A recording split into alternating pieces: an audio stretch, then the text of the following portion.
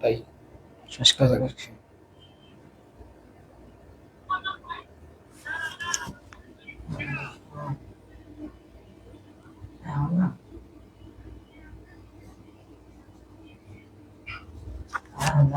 সবাইকে স্বাগতম SP coaching এ।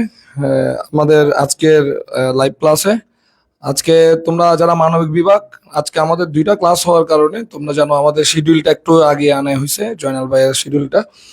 তো যুক্তিবিদ্যা প্রথম পত্রের ষষ্ঠ অধ্যায় যেটা অবরোহ অনুমান, ওইটা আজকে ঠিক 8:30টায় হওয়ার কথা থাকলেও 7টা থেকে শুরু হচ্ছে। আমরা গত ক্লাসে জানাইছি 8:30 থেকে আমাদের এসএসসি পরীক্ষার্থীদের জন্য একটা বাংলা সাজেশনমূলক ক্লাস হবে, খুবই গুরুত্বপূর্ণ ক্লাস। তো যারা লাইভে আছো, তোমাদের যারা ছোট ভাই বোন আছে, বিভিন্ন গ্রুপ আছে, তাদেরকে এসপি কোচিং 8:30 থেকে থাকতে বলবা। ওই লাইভ ক্লাসটা সবার জন্য উন্মুক্ত।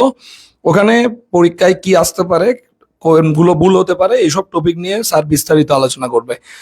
তো আমরা আজকে এখন শুরু করব যুক্তিবিদ্যা মানবিক বিভাগের জন্য ক্লাস। আমি সকলকে রিকোয়েস্ট করবো একটু শেয়ার করার জন্য আর একটু কমেন্টে জানানোর জন্য যে সাউন্ড ক্লিয়ার আছে কিনা। একটু আমাদেরকে কমেন্ট করে জানাও যে সাউন্ড ক্লিয়ার কিনা। আমরা ঠিক 10 থেকে ক্লাস শুরু করব। এর মধ্যে অনেকে লাইভে জয়েন হচ্ছে, তোমরা লাইভটা শেয়ার করে দাও আর আমাদেরকে জানাও। আমিনুল আহসান 2026 কি লিখছো? 2026 আমি কি বুঝি নাই। সাউন্ড ঠিক আছে কিনা বলো, সাউন্ড ঠিক আছে কিনা। আমিনুল আহসান আছে স্যার, ওকে ঠিক আছে, সাউন্ড ক্লিয়ার আশা করি।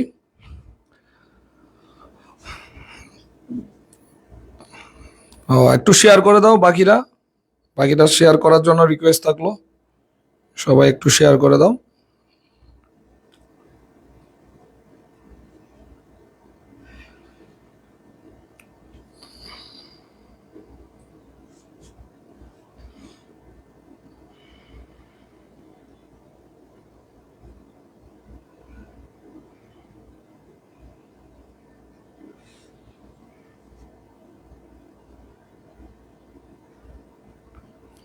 সাউন্ড ক্লিয়ার, ওকে ঠিক আছে। আমরা শুরু করতে যাচ্ছি আজকের লাইভ ক্লাস। উর্মিদে সাউন্ড ক্লিয়ার, ওকে। শেয়ার করছো কিনা আমিনুল আহসান, উর্মিদে যারা লাইভে আছো সবাইকে শেয়ার করছো কিনা জানাও। তোমাদেরকে শুধু বলি যে শেয়ার করার জন্য, আর কিছু করতে বলি না। সকল কাজ আমরা করতেছি, তোমরা শুধু একটু কষ্ট করে শেয়ার করে দাও। সব গ্রুপে, বিভিন্ন গ্রুপে যেখানে 26 এবং 27 ব্যাচ আছো সবাইকে জানাই দাও।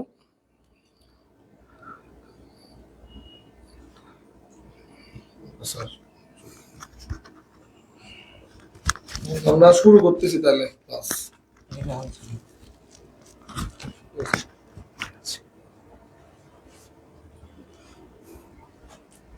প্রিয় শিক্ষার্থীরা, আসসালামু আলাইকুম। তো সবাইকে স্বাগতম জানাচ্ছি মূলত আমাদের যুক্তিবিদ্যা প্রথম পত্রের আজ অনলাইন ক্লাসে। তো তোমরা যারা এইচএসসি 2026 এবং 2027 সালের পরীক্ষার্থী ইতিমধ্যে আমাদের সাথে যুক্ত হয়েছ, তোমরা একটু তোমাদের যে গ্রুপগুলো রয়েছে এগুলাতে একটু পাঠাও আমাদের ক্লাসটা, এবং তোমাদের যারা সহপাঠী আছে, বন্ধু বান্ধব আছে, পরীক্ষার্থী, তাদেরকেও একটু লাইভটা শেয়ার করো। এবং ইতিমধ্যে তোমরা যারা যুক্ত হয়েছ সকালের প্রতি একটু অনুরোধ থাকবে, লাইভটা একটু শেয়ার করো এবং আমাদের ক্লাস একদম শেষ পর্যন্ত করার চেষ্টা করবা। আমরা মাত্র 1 ঘন্টা ক্লাস নিব, এর চেয়ে আর বেশি নিব না, 1 ঘন্টা। এই 1 ঘন্টা চেষ্টা করবে যে অন্তত পক্ষে মনোযোগ সহকারে ক্লাসগুলো করার জন্য এবং আমি যে প্রশ্নগুলো করবো এগুলা কমেন্টে উত্তর দেওয়ার জন্য। তো আজকে মূলত আমরা খুবই একটি গুরুত্বপূর্ণ টপিক যুক্তিবিদ্যার জন্য, যেখান থেকে প্রতি বছর একটি কোয়েশ্চেন আসে, এবং একটা টপিক নিয়ে আলোচনা করতে যাচ্ছি যেটার নাম হচ্ছে সহ অনুমান। এই টপিক থেকে প্রতি বছর একটা কোয়েশ্চেন আসে, সেটা আমরা জানি, এবং আজকে মূলত আমরা এই টপিক নিয়ে আলোচনা করব। তোমাদের যাদের সামনে 2027 সালের পরীক্ষার্থী যারা আছো তাদের ফার্স্ট ইয়ারে এখান থেকে কোয়েশ্চেন আসবে।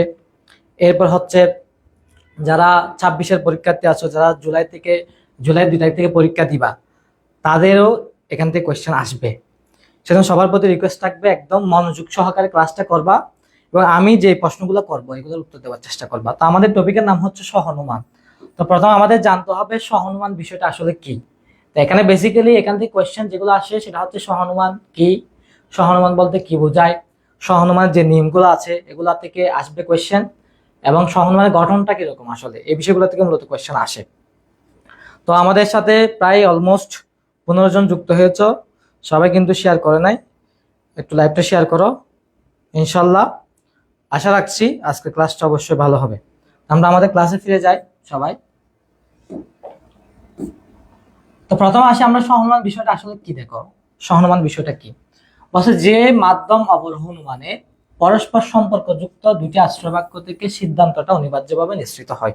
অর্থাৎ সহানুমান হচ্ছে যেখানে পরস্পর সম্পর্কযুক্ত, মানে যে দুটো আশ্রয়বাক্য থাকবে সেখানে একটি আশ্রয়বাক্যের সাথে অপর আরেকটি আশ্রয়বাক্যের সাথে সম্পর্ক থাকবে, এবং এই দুটি আশ্রয়বাক্য থেকে মূলত সিদ্ধান্তটা আসবে।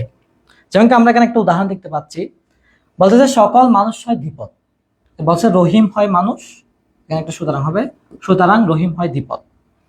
তাহলে দেখো এখানে আশ্রয়বাক্য আছে মূলত দুইটা, এই দুইটা হচ্ছে আশ্রয়বাক্য, প্রথমটা এবং দ্বিতীয়টা।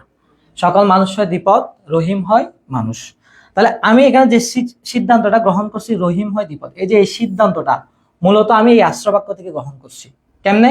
দেখো রহিমের কথা আশ্রয়বাক্য আছে, দ্বিপদের কথাও আশ্রয়বাক্য আছে। বলতেছি সকল মানুষ হয় দ্বিপদ, মানে প্রত্যেক মানুষের হচ্ছে দুইটা পা। যে রহিম হয় মানুষ, যেহেতু রহিমে একজন মানুষ, তো রহিমের কয়টা পা থাকবে? দুইটা পা থাকবে। অর্থাৎ প্রত্যেক মানুষের যদি দুইটা পা থাকে, রহিম যেহেতু একজন মানুষ, রহিমের কয়টা পা থাকবে? দুইটা পা থাকবে। তার মানে বোঝা যাচ্ছে যে সহানুমান বলতে মূলত যখন দুইটা আশ্রয়বাক্য থেকে আমরা সিদ্ধান্তটা গ্রহণ করব, অর্থাৎ দুইটা আশ্রয়বাক্য থেকে আমরা যখন সিদ্ধান্তটা নিব, সেটা হবে মূলত আমাদের সহানুমান। তাই সহানুমান আমরা কোন বিষয়টা জানছি, এখানে দুইটা আশ্রয়বাক্য থেকে থাকবে এবং ওই আশ্রয়বাক্য থেকে মূলত আমরা সিদ্ধান্তটা গ্রহণ করব। এটা সকল মানুষের দ্বিপদ, এখানে প্রথম আশ্রয়বাক্য, রহিম হয় মানুষ, এটা হচ্ছে দ্বিতীয় আশ্রয়বাক্য। আমরা সিদ্ধান্ত কি গ্রহণ করছি? রহিম হয় দ্বিপদ। তার মানে বোঝা যাচ্ছে যে সহানুমানে মূলত দুইটা আশ্রয়বাক্য থেকে সিদ্ধান্ত গ্রহণ করে। তো পরীক্ষা কোয়েশ্চেন আসবে মূলত খ নাম্বার আসবে, ক নাম্বার আসবে সহানুমান কাকে বলে। এটা কোয়েশ্চেন অনেকবার আসছে, প্রায় বিগত বোর্ড গুলা যদি তোমরা দেখো তাহলে এখানে দেখতে পাবা সহানুমান কাকে বলে এই বিষয়টা। এখন কথা হচ্ছে তোমরা এই বিষয়টা বুঝছো কিনা একটু বলো, কমেন্ট বক্সে একটু দ্রুত বলো, এই বিষয়টা কি বোঝা গেছে নাকি যায় নাই, একটু দ্রুত বলো, কমেন্ট বক্সে একটু দ্রুত জানাও বিষয়টা কি বোঝা গেছে, সহানুমান কি এই বিষয়টা একটু দ্রুত বলো।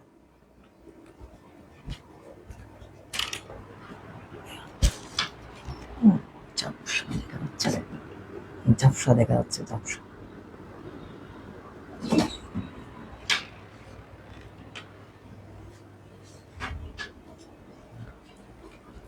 তাহলে বুঝলে একটু হ্যাঁ বলো সবাই কমেন্ট বক্সে, আর যদি না বোঝা থাকো অবশ্যই আমি আবার বুঝাই দিব।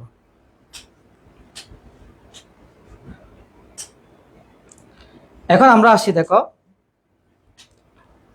আচ্ছা বসছি স্যার, তাহা তাবাসসুম বলছে বসছি স্যার, ওকে।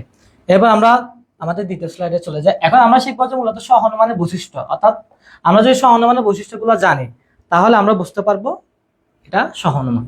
দেখো প্রথম সহানুমানের প্রথম বৈশিষ্ট্য হচ্ছে ওই যে সংজ্ঞাটা আমরা পড়লাম, সহানুমানের দুটি পরস্পর সংযুক্ত আশ্রয়বাক্য থেকে সিদ্ধান্তটা নিশ্চয় হয়। অর্থাৎ সহানুমানের যে সিদ্ধান্তটা আসবে সেটা হচ্ছে আশ্রয়বাক্য থেকে আসবে, এটা হচ্ছে প্রথম বৈশিষ্ট্য। 2 নম্বর বৈশিষ্ট্য দেখো, এখানে একটা কথা বলছে সহানুমানে, মানে এই বৈশিষ্ট্যের কারণে যে আমরা বলতেছি দুইটি আশ্রয়বাক্য থেকে সিদ্ধান্তটা আসবে, এই বৈশিষ্ট্যের কারণে বলছে সহানুমানের এই বৈশিষ্ট্যের কারণে একটি অমাধ্যম অনুমান থেকে পৃথক। দেখো আমরা গত ক্লাসে পড়ছি যখন মাধ্যম অনুমান এবং অমাধ্যম অনুমান, এই দুটো ক্লাস আমরা গত ক্লাসে আমরা পড়ছি। দেখো মাধ্যম অনুমান আর অমাধ্যম অনুমান, একটা হচ্ছে মাধ্যম আর একটা হচ্ছে অমাধ্যম। মূলত মাধ্যম অনুমানে মূলত একটি মাত্র আশ্রয়বাক্য থেকে সিদ্ধান্ত আসে, মাধ্যম অনুমান দুইটি মাত্র আশ্রয়বাক্য থেকে। আর অমাধ্যম অনুমানের সিদ্ধান্ত আসে একটি আশ্রয়বাক্য থেকে। দেখো মাধ্যম অনুমানে আমরা যে সিদ্ধান্তটা গ্রহণ করি এটা মূলত আসে দুইটি আশ্রয়বাক্য থেকে, আর অমাধ্যম অনুমানে আমরা যে সিদ্ধান্তটা গ্রহণ করি এটা মূলত আসে একটি আশ্রয়বাক্য থেকে। যেহেতু আমরা সহানুমানে দুইটি আশ্রয়বাক্য থেকে সিদ্ধান্ত গ্রহণ করি সেজন্য এটা অমাধ্যম অনুমান নয়। এটা কোন ধরনের অনুমান হবে? অবশ্যই মাধ্যম অনুমান। তাহলে যদি আমরা খেয়াল করে বিষয়টা দেখো, আমরা এটাকে অমাধ্যম অনুমান কেন বলতেছি না, কেন এই জন্য বলতেছি না, কারণ অমাধ্যম অনুমানের ডেফিনেশন থেকে যদি আমরা যাই, অমাধ্যম অনুমানে শুধুমাত্র আমরা একটা মাত্র আশ্রয়বাক্য থেকে সিদ্ধান্ত গ্রহণ করি, কিন্তু মাধ্যম অনুমানের ক্ষেত্রে আমরা দুইটা মাত্র আশ্রয়বাক্য থেকে সিদ্ধান্ত গ্রহণ করি বিদায় এটা হচ্ছে অমাধ্যম অনুমান থেকে পৃথক। এখন দেখো এরপর আছে বলছে স্ব অনুমান এক প্রকার হচ্ছে মাধ্যম অনুমান। দেখো স্ব অনুমানকে বলতেছে মাধ্যম অনুমান। কেন স্ব অনুমান মাধ্যম অনুমান? কারণ স্ব অনুমানে যেহেতু আমরা দুইটা আশ্রবাক্য থেকে সিদ্ধান্ত গ্রহণ করি, আর মাধ্যম অনুমানে আমরা কয়টা আশ্রবাক্য থেকে সিদ্ধান্ত গ্রহণ করি? দুইটা আশ্রবাক্য থেকে। সেজন্য স্ব অনুমান হচ্ছে এক প্রকার মাধ্যম অনুমান। এটাকে আমরা অমাধ্যম অনুমান এই জন্য বলবো না, কারণ অমাধ্যম অনুমানে শুধুমাত্র একটি আশ্রবাক্য থেকে সিদ্ধান্ত গ্রহণ করে, এই বিষয়টা। যেমন কি আমরা এই উদাহরণটা তো কিছুক্ষণ আগে তোমাদেরকে দেখাইছি।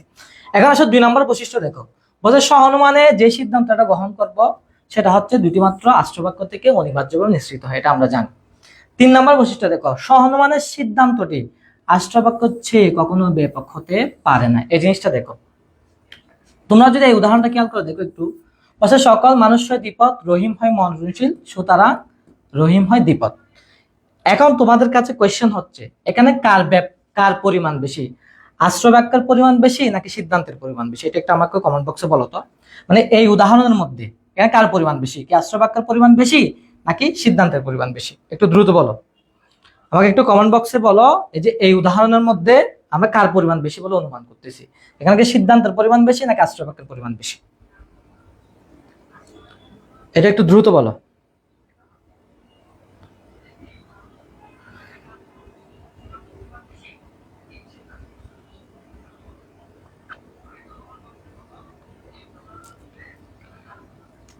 যারা একটু কানেক্ট আছে একটু রেসপন্স করার চেষ্টা করো। আমাদের যে উদাহরণটা আছে এই উদাহরণের মধ্যে আমরা কার পরিমাণ বেশি বলবো?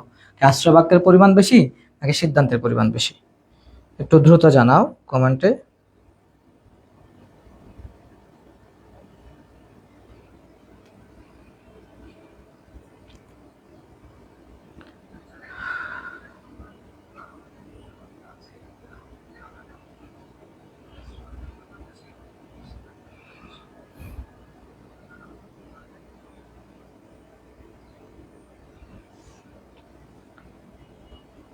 তমা বড়ুয়া বলছে আশ্রবাক্যের, মোহাম্মদ ফয়সাল আশ্রবাক্যের, আবিদ হোসেন আশ্রবাক্যের পরিমাণ বেশি, এরপর আরোহী মজুমদার প্রিয়ন্তী আশ্রবাক্যের, ভেরি গুড।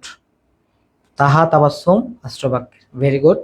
দেখো এখানে অবশ্যই আশ্রবাক্যের পরিমাণ বেশি। কেন? দেখো দেখো এখানে আছে আশ্রবাক্য আছে সকল, যারা বুঝে না তারা খেয়াল করো। আশ্রবাক্য আছে সকল কিন্তু সিদ্ধান্ত আছে শুধু রহিম, তাহলে সকলের পরিমাণ বেশি। রহিম তো একজন ব্যক্তি, রহিম শুধুমাত্র একজন ব্যক্তি, কিন্তু এখানে সকল আছে, সেই জন্য আশ্রবাক্যের পরিমাণ বেশি, সিদ্ধান্তের পরিমাণ কম।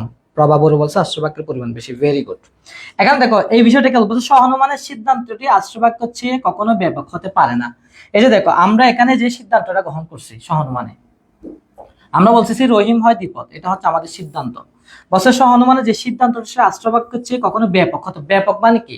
মানে সিদ্ধান্তের পরিমাণ অলওয়েজ কম থাকবে, কার তুলনায়? আশ্রবাক্যের তুলনায়। অর্থাৎ সহানুমানে আমরা যে সিদ্ধান্তটা গ্রহণ করি সেটা আশ্রবাক্যের তুলনায় পরিমাণের দিক দিয়ে সবসময় কি হবে? কম হবে। যেমন কি এই যে এখন আশ্রবাক্য শুধুমাত্র একজন ব্যক্তিকে বোঝাচ্ছে, সরি সিদ্ধান্ত শুধুমাত্র একজন ব্যক্তিকে বোঝাচ্ছে, সে হচ্ছে কি? রহিম। তাহলে এখানে বোঝাচ্ছে একজন, দেখো এখানে হচ্ছে একজন। কিন্তু আশ্রবাক্যের যদি আমরা খেয়াল করে দেখো, প্রথম আশ্রবাক্য সকল মানুষ সবাইকে বোঝাচ্ছে, তাহলে আমাকে বলো এখানে কার পরিমাণ বেশি? অবশ্যই আশ্রবাক্যের পরিমাণ বেশি। কেন? আশ্রবাক্যে সবাইকে বোঝাচ্ছে কিন্তু সিদ্ধান্ত শুধুমাত্র একজনকে বোঝাচ্ছে। সেজন্য সহানুমানে যে সিদ্ধান্তটা আমরা গ্রহণ করব সেটা কখনো আশ্রবাক্যের চেয়ে ব্যাপক হবে না। সিদ্ধান্তের পরিমাণ কম হবে, আশ্রবাক্যের পরিমাণ বেশি হবে। এক কথায় সহানুমানে আশ্রবাক্যের অর্থাৎ আশ্রবাক্যের পরিমাণ বেশি হবে, আশ্রবাক্যের পরিমাণ বেশি হবে। এখানে আশ্রবাক্যের পরিমাণ বেশি হবে, সিদ্ধান্তের পরিমাণ কম সহানুমানে, এটা মনে রাখবা। অর্থাৎ আশ্রবাক্যের পরিমাণ সবসময় বেশি হবে, সিদ্ধান্তের পরিমাণ কম হবে। এবার আসি আমরা 4র্থ নম্বর বৈশিষ্ট্যের মধ্যে। এখন দেখো বছর 4 নম্বর বৈশিষ্ট্য দেখো, বছর সহানুমানে আশ্রবাক্য সমূহের মাঝে একটি সাধারণ পদ বা উপাদান থাকে। দেখো সহানুমানে যে আশ্রবাক্য থাকবে সেখানের মধ্যে একটি সাধারণ পদ থাকবে। সাধারণ পদ মানে যে পদটা উভয় আশ্রবাক্য থাকবে কিন্তু সিদ্ধান্তে থাকবে না, সেটা হচ্ছে সাধারণ পদ। দেখো সাধারণ পদ মানে যেটা আশ্রবাক্যের মধ্যে থাকবে কিন্তু সিদ্ধান্তের মধ্যে থাকবে না। এখন তোমরা আমাকে বলো, এই যে সকল মানুষ হয় মরণশীল, সকল ছাত্র হয় মানুষ, সুতরাং সকল ছাত্র হয় মরণশীল, এখানের মধ্যে কোন পদটা সাধারণ? এই উদাহরণ থেকে কোন পদটা সাধারণ একটু আমাকে বলো। আমি আবার বলছি সাধারণ পদ মানে যে পদটা উভয় আশ্রয় বাক্যে থাকবে কিন্তু সিদ্ধান্তে থাকবে না সেটা হচ্ছে সাধারণ পদ। আবারও বলতেছি, যে পদটা উভয় আশ্রয় বাক্যে থাকবে কিন্তু সিদ্ধান্তে থাকবে না সেটা হচ্ছে সাধারণ পদ। এখন তোমাদের কাজ হচ্ছে যে এই যে এই উদাহরণ থেকে আমাকে বলবে যে এখানে কোনটা সাধারণ পদ। এটা একটু দ্রুত আমাকে বলো, দ্রুত বলো এই উদাহরণের মধ্যে কোন পদটাকে আমরা সাধারণ পদ বলবো।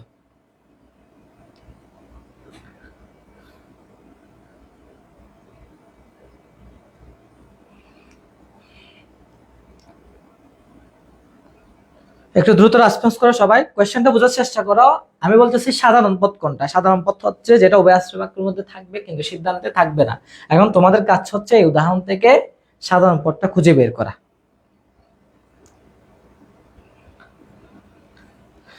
আচ্ছা, তমা বড়ুয়া মানুষ, প্রভা বড়ুয়া বলতেছে মানুষ, মোহাম্মদ ফয়সাল মানুষ। বাকিরা একটু দ্রুত রেসপন্স করো।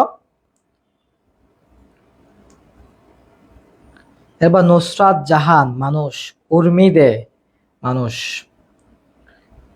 বাকিরা একটু দ্রুত রেসপন্স করো। আরোহী মজুমদার প্রিয়ন্তী মানুষ। এরপর হচ্ছে আয়ুষ, আয়ুষ বলতেছে মরণশীল। আচ্ছা, তো যারা মানুষ বলছো তাদের উত্তরটা সঠিক হয়েছে, তাদেরকে ধন্যবাদ। দেখো আমি বলছি সাধারণ পদ মানে যে পদটা উভয় আশ্রয় বাক্যের মধ্যে থাকবে কিন্তু সিদ্ধান্তে থাকবে না। এখন আমরা যদি উদাহরণের দিকে খেয়াল করে দেখো, মানুষ পদটা উভয় আশ্রয় বাক্যের মধ্যে আছে। দেখো মানুষ পদটা কিন্তু উভয় আশ্রয় বাক্যের মধ্যে আছে কিন্তু সিদ্ধান্তের মধ্যে নাই। অর্থাৎ সাধারণ পদটার বৈশিষ্ট্য হচ্ছে এটা উভয় আশ্রয় বাক্যের মধ্যে থাকবে কিন্তু সিদ্ধান্তের মধ্যে থাকবে না। দেখো মানুষ পদটা উভয় আশ্রয় বাক্যের মধ্যে আছে কিন্তু সিদ্ধান্তের মধ্যে নাই। তো যে মরণশীল উত্তর দিয়েছ আয়ুষ, দেখো তুমি একটু খেয়াল করো বিষয়টা। দেখো মরণশীলটা শুধুমাত্র সিদ্ধান্তে আছে আর আশ্রয় বাক্য আছে, আশ্রয় বাক্য আছে সিদ্ধান্তে আছে মরণশীলটা, কিন্তু মানুষ পদটা উভয় আশ্রয় বাক্যের মধ্যে আছে কিন্তু সিদ্ধান্তের মধ্যে নাই। অর্থাৎ সাধারণ পদ মানে বুঝবা যে পদটা উভয় আশ্রয় বাক্যের মধ্যে থাকবে কিন্তু সিদ্ধান্তের মধ্যে থাকবে না। এটা হচ্ছে মূলত আমাদের সাধারণ পদ। এরপর 5 নম্বর বৈশিষ্ট্য আসি। সহানুমানে আশ্রয় বাক্যটি বস্তুগতভাবে সত্য হলেও সিদ্ধান্তটি বস্তুগতভাবে সত্য হবে। অর্থাৎ যদি আশ্রয় বাক্য সত্য হয় সিদ্ধান্ত সত্য হবে, আশ্রয় বাক্য যদি মিথ্যা হয় সিদ্ধান্ত কি হবে? মিথ্যা হবে। যেমন কি সকল মানুষ হয় মননশীল, সকল ছাত্র হয় মানুষ, সুতরাং সকল ছাত্র হয় মননশীল। সকল মানুষ যে মননশীল এটা যেমন সত্য, সকল ছাত্র যে মননশীল এটাও সত্য। অর্থাৎ এখানে সিদ্ধান্ত আশ্রয় বাক্য সত্য হলে সিদ্ধান্ত সত্য হবে, বা আশ্রয় বাক্য মিথ্যা হলে সিদ্ধান্ত মিথ্যা হবে। তো মূলত এগুলো হচ্ছে মূলত আমাদের সহানুমানের বৈশিষ্ট্য। এবার আমরা আসি সবচেয়ে যে টপিকটা গুরুত্বপূর্ণ, যেখান থেকে অনেকগুলো এমসিকিউ আসে এবং যে টপিকটা না বুঝলে আমরা সামনের বিষয়গুলো বুঝবো না। সবাই একটু মনোযোগ সহকারে শোনো। মোহাম্মদ ফয়সাল বলতে স্যার স্লাইড গুলোর পিডিএফ পেজে দিতে পারবেন? আচ্ছা, এগুলো পেজে না, আমাদের যে গ্রুপ আছে গ্রুপের মধ্যে দিয়ে দিব। তুমি একটু গ্রুপের মধ্যে আলোচনা করিও, এগুলো আমরা দিয়ে দিব, অসুবিধা নেই। এখন আসলে সহানুমানের গঠনটা কিরকম মূলত, তো আমরা একটু খেয়াল করে দেখো। প্রথমত দেখো প্রত্যেক সহানুমানে কেবলমাত্র 3টি যুক্তি বাক্য থাকে। এই জিনিসটা একটু খেয়াল রাখবা, মানে সহানুমানে 3টি যুক্তি বাক্য থাকবে। এটা হচ্ছে সহানুমানের প্রথম গঠন। যেমন কি দেখো, এই যে এটা হচ্ছে প্রথম যুক্তি বাক্য, এরপর হচ্ছে দ্বিতীয়, এরপর হচ্ছে তৃতীয়। এখানে 3টা যুক্তি বাক্য আছে। মানে সহানুমানের প্রথম গঠন হচ্ছে এখানে কেবলমাত্র 3টা যুক্তি বাক্য থাকবে, এর চেয়ে বেশি যুক্তি বাক্য থাকবে না। এবং এই 3টি যুক্তি বাক্যের মধ্যে 2টি হলো আশ্রয় বাক্য, এবং 2টি আশ্রয় বাক্য থেকে যে নতুন বাক্যটা স্থাপন করা হয় তা হলো সিদ্ধান্ত। অর্থাৎ যে 3টি যুক্তি বাক্য থাকবে সেখান থেকে দেখো 2টা আশ্রয় বাক্য, এই 2টা হচ্ছে আশ্রয় বাক্য। থার্ড নাম্বার যে যুক্তি বাক্যটা থাকে এটা অলওয়েজ কি হবে? সিদ্ধান্ত হবে, এবং এই সিদ্ধান্তটা আমরা গ্রহণ করবো এই আশ্রয় বাক্যগুলো থেকে। আবারও বলতেছি, সহানুমানে মোট 3টি যুক্তি বাক্য থাকবে। এই যে প্রথম যুক্তি বাক্য, দ্বিতীয় যুক্তি বাক্য, তিনটা যুক্তি বাক্য এখানে আছে। এবং প্রথম যে 2টি বাক্য থাকবে, মানে 3টি যুক্তি বাক্যের মধ্যে 2টি যুক্তি বাক্য হবে আশ্রয় বাক্য। এই যে এটা এবং এটা, প্রথম এবং দ্বিতীয় 2টা হচ্ছে কি? আশ্রয় বাক্য। এবং লাস্ট নাম্বার যেটা থাকবে সবসময় তৃতীয় নম্বর যে যুক্তি বাক্য থাকবে সেটা অলওয়েজ কি হবে? সিদ্ধান্ত হবে। এবং এই সিদ্ধান্তটা মূলত ওই 2টা উপরের যে 2টা আশ্রয় বাক্য আছে সেই 2টা আশ্রয় বাক্য থেকে মূলত আসবে। এটা হচ্ছে প্রথম গঠন। দ্বিতীয় নম্বর দেখো, সহানুমানে পদের সংখ্যা হচ্ছে 3টি। মানে সহানুমানের ক্ষেত্রে 3টি যুক্তি বাক্য থাকবে, এটা প্রথম গঠন। দ্বিতীয় গঠন হচ্ছে এখানে মূলত 3টি পদ থাকবে।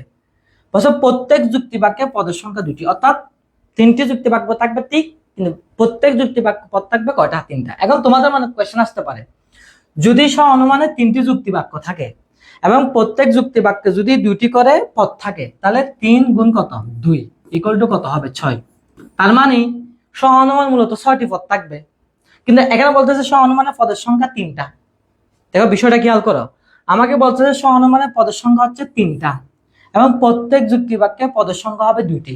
তাহলে 3টি যদি যুক্তি বাক্য হয় এবং প্রত্যেক যুক্তি বাক্যে যদি 2টি করে পদ থাকে, তাহলে কয়টা পদ থাকবে? 6টা পদ। কিন্তু এখানে 3টা পদ কেন বলতেছে? দেখো 3টা পদ এই জন্য বলতেছে, কারণ এখানে যে পদ, অনেকগুলো পদ আছে যেটা আশ্রয় বাক্যের মধ্যে আছে, সিদ্ধান্তের মধ্যে আছে, এগুলো আমরা কিছুক্ষণ পর আমরা দেখবো। অর্থাৎ স্ব অনুমানে অলওয়েজ পদের সংখ্যা 3টা, এটা মনে রাখবা। সেই 3টা পদগুলা কি কি? দেখো, একটা হচ্ছে প্রধান পদ, অপ্রধান পদ, আর একটা হচ্ছে কি মধ্যপদ। প্রধান পদ, অপ্রধান পদ, মধ্যপদ। তাহলে তোমাদের এমসিকিউতে আসতে পারে স্ব অনুমানে কয়টি যুক্তি বাক্য থাকবে, এটা আসতে পারে, অথবা আসতে পারে স্ব অনুমানে পদের সংখ্যা কয়টি? 3টি। 3টি গুলা কি কি? প্রধান পদ, অপ্রধান পদ, মধ্যপদ। এখন আসো, আমরা প্রধান পদ কোনটা, অপ্রধান পদ কোনটা, মধ্যপদ কোনটা, এটা চিনবো কিভাবে, এটা চেনার উপায় কি? এখন এই কৌশলটা আমরা জানবো। যদি কেউ কোনো কিছু না বুঝে থাকো, দয়া করে কমেন্ট বক্সে বলবো অবশ্যই। দেখো প্রধান পদ, স্ব অনুমানের প্রধান পদ কোনটা? দেখো, স্ব অনুমানের সিদ্ধান্তের বিধি হিসেবে ব্যবহৃত পদকে, অর্থাৎ স্ব অনুমানের যার সিদ্ধান্ত আছে, সেই সিদ্ধান্তের যেটা বিধেয় পদ আছে, সেই বিধেয় পদকে মূলত কি পদ বলে? প্রধান পদ বলে। তাহলে আমাকে বলো, এই যে উদাহরণের মধ্যে, এই যে আমরা যে একটা উদাহরণ দেখতে পাচ্ছি এখানে, দেখো এই উদাহরণের মধ্যে কোন পদটা প্রধান পদ? এখানে কিন্তু বলে দিয়েছে, দেখো স্ব অনুমানের সিদ্ধান্তের, এইটা খেয়াল করো, স্ব অনুমানের সিদ্ধান্তে যেটা বিধেয় পদ আছে সেটাকে মূলত আমরা প্রধান পদ বলবো। এখন তোমাদের কাজ হচ্ছে এই যে এই উদাহরণ থেকে এখানে সিদ্ধান্তে যেটা বিধেয় পদ কোনটা সেটা বের করা। সিদ্ধান্তের বিধেয় পদটা আমাকে একটু বলো, দ্রুত বলো, একটু কমেন্টে বলো যে সিদ্ধান্তের বিধেয় পদ কোনটা।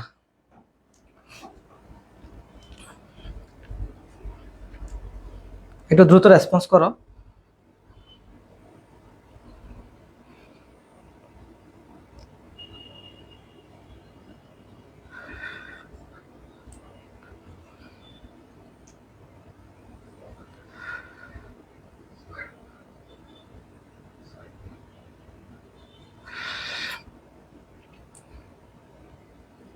সিদ্ধান্তের বিধেয় পদ কোনটা? নওরিন জামান চৌধুরী, সে বলতেছে জিপ। আচ্ছা, মোহাম্মদ ফয়সাল জিপ। বাকিরা একটু দ্রুত রেসপন্স করো। এরপর আরোহী মজুমদার প্রিয়ন্তী জিপ, আবিদ হুসাইন জিপ। এরপর বাকিরা, Prabha Barua jeep, Arpita Sarkar jeep, Nusrat Jahan jeep, Ayush jeep, Taha Tabassum jeep, Rafia Parhen jeep. Very good, সবাইকে ধন্যবাদ। তাহলে এতে দেখো, এটা হচ্ছে সিদ্ধান্ত, এখানে লেখা আছে, অর্থাৎ যেটা সুতারাং দিয়ে থাকবে, যারা বুঝো না তারা খেয়াল করো, যেটা সুতারাং দিয়ে থাকবে সেটাকে আমরা অলওয়েজ সিদ্ধান্ত বলবো। সিদ্ধান্তের বিধেয় পদ কোনটা? এই জিপ, এই জিপ। সুতরাং সহনুমানের যেটা সিদ্ধান্ত থাকবে, সিদ্ধান্ত যেটা বিধেয় পদ থাকবে, তাহলে বিধেয় পদ হচ্ছে কি? জিপ। এই জিপটাকে মূলত আমরা প্রধান পদ বলবো, এটা হচ্ছে আমাদের প্রধান পদ। তাহলে প্রধান পদ কোনটা? সহানুমানের সিদ্ধান্তে যেটা বিধেয় পদ থাকবে, সেই বিধেয় পদকে আমরা কি বলবো? প্রধান পদ বলবো। এবং এই প্রধান পদের প্রতীক হচ্ছে পি, এটা মনে রাখবা। অর্থাৎ সহানুমানের যে প্রধান পদ, এই প্রধান পদকে আমরা আইডেন্টিফাই করবো কি হিসেবে? পি হিসেবে, এটা মনে রাখবা। এস এম রাজিম বলছো জি, ভেরি গুড। কিন্তু দুঃখের বিষয়, এখানে প্রায় অলমোস্ট 15 থেকে 20 জন আছে, এখানেও শেয়ার হয়েছে মাত্র 5টা। একটু দ্রুত শেয়ার করো বাকিরা যারা জয়েন হয়েছে। আমরা অনেক কষ্টের মধ্যে ক্লাস নিচ্ছি, এখানে প্রায় কারেন্টও নাই, অনেক কষ্ট হচ্ছে ক্লাস নিতে। তোমাদের কাছে চাওয়া হচ্ছে একটু ভিডিওটা বেশি বেশি করে শেয়ার করা আর কি। এখন সেটা যদি তোমরা না করো তাহলে তো হচ্ছে না। বৈশাখী চৌধুরী বলছে জি, ভেরি গুড। সবাইকে একটু সবাই ক্লাসটা শেয়ার করো। তাহলে সহানুমানের যেটা সিদ্ধান্ত আছে, সিদ্ধান্তে যেটা বিধেয় পদ থাকবে সেটাকে আমরা অলওয়েজ বলবো প্রধান পদ। এই প্রধান পদের প্রতীক হচ্ছে কি? পি, এটা। এখন সহানুমানের অপ্রধান পদ কোনটা? দেখো, বলছে সহানুমানের সিদ্ধান্তে যেটা উদ্দেশ্য পদ থাকবে, সিদ্ধান্তে যেটা উদ্দেশ্য পদ থাকবে সেটাকে আমরা বলবো অপ্রধান পদ। এখন তোমাদের আবারও সেম কেস দিচ্ছি, এই যে এই উদাহরণের মধ্যে। এখন আমাকে বলো এখানে উদ্দেশ্য পদ কোনটা, সিদ্ধান্তের উদ্দেশ্য পদ কোনটা, এটা বলো। মানে এই উদাহরণের মধ্যে সিদ্ধান্তের উদ্দেশ্য পদটাকে আইডেন্টিফাই করে আমাকে একটু কমেন্টে জানাও। আমরা প্রধান পদটা শিখছি, এখন অপ্রধান পদটা শিখবো। এখন অপ্রধান পদ শেখার আগে আমাদেরকে উদ্দেশ্য পদ জানতে হবে। উদ্দেশ্য পদ কোনটা এটা একটু বল। সিদ্ধান্তের উদ্দেশ্য পদ এটা বলবা, আমি ক্লিয়ার করে দিচ্ছি। সিদ্ধান্তের উদ্দেশ্য পদটা আবিদ হোসেন বলতেছে রহিম উদ্দেশ্য পদ। আচ্ছা, বাকিরা একটু জানাও দ্রুত। এই উদাহরণের মধ্যে সিদ্ধান্তে যেটা উদ্দেশ্য পদ সেটা প্রভা বড়ুয়া রহিম। আচ্ছা, এরপর এস এম রাজিন রহিম, মোহাম্মদ ফয়সাল রহিম, নৌরিন জামান চৌধুরী রহিম, আর রহিম মজুমদার প্রিয়ন্তী রহিম। এরপর বাকিরা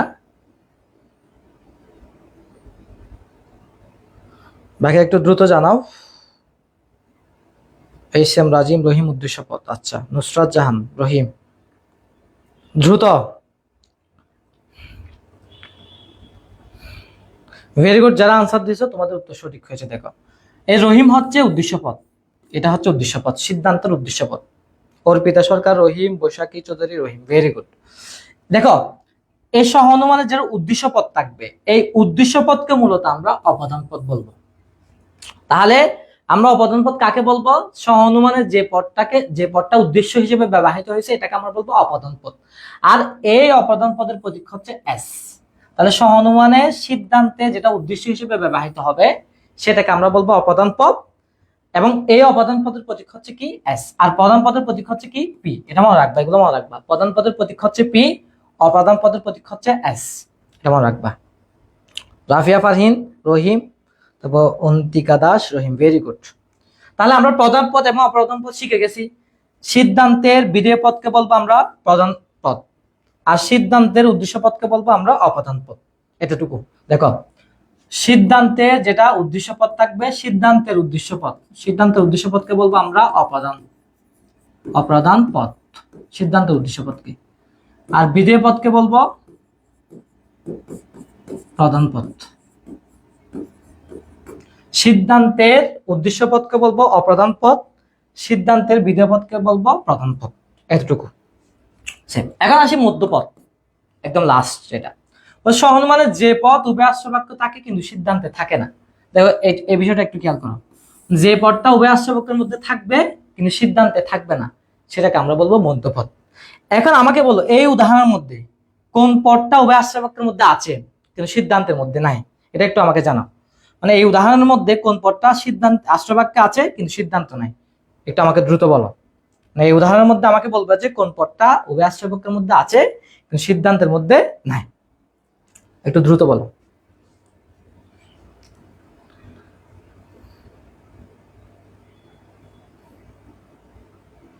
একটু দ্রুত জানাও।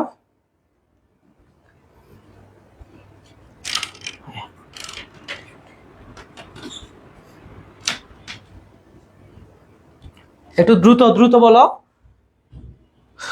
আবিদ হোসেন বলতেছে মানুষ, প্রভা বড়ুয়া মানুষ। এরপর বাকিরা?